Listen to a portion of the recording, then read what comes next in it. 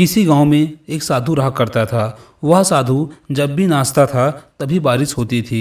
इसलिए गांव में रहने वाले लोगों को जब भी बारिश की ज़रूरत होती थी तब सभी लोग वह साधु के पास जाते और अनुरोध करते कि साधु जी, बारिश की ज़रूरत है, कृपया नाचें। और जब भी साधु नाचने लगते तो बारिश जरूर होती थी। कुछ दिनों बाद शहर से गांव में 5 लड़के घूमने आए। जब उन लड़कों को यह बात पता चली कि साधु के नाचने से बारिश होती है तो उन्हें विश्वास नहीं हुआ। वह अपने पढ़े लिखे घमंड के कारण गांव वालों को चुनौती भी दे दी, अगर हम भी नाचेंगे तो बारिश होगी, यदि हमारे नाचने से बारिश नहीं होगी तो साधु के नाचने से भी बारिश नहीं होगी। अगले सुबह गांव वालों ने उन 5 लड़कों की बात को सुनकर उनको साधु के पास कुटिया लेकर चले गए और गांव वालों ने सारी बातें बताई।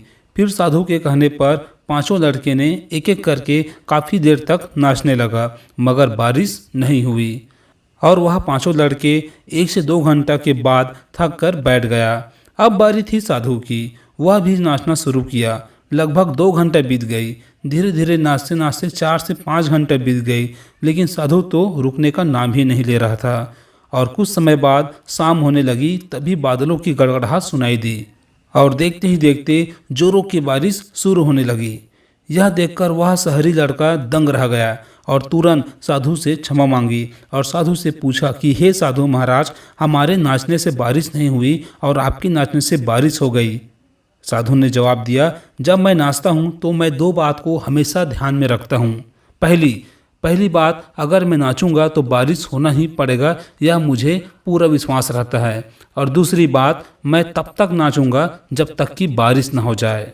अर्थात सफलता हासिल करने वाले प्रत्येक लोगों में भी यही गुण पाया जाता है। यदि वह जिस काम को करते हैं तो उस कार्य में उनको 100% भरोसा होता है और वे तब तक उस कार्य को करते रहते हैं जब तक उसमें वह सफल न हो जाए।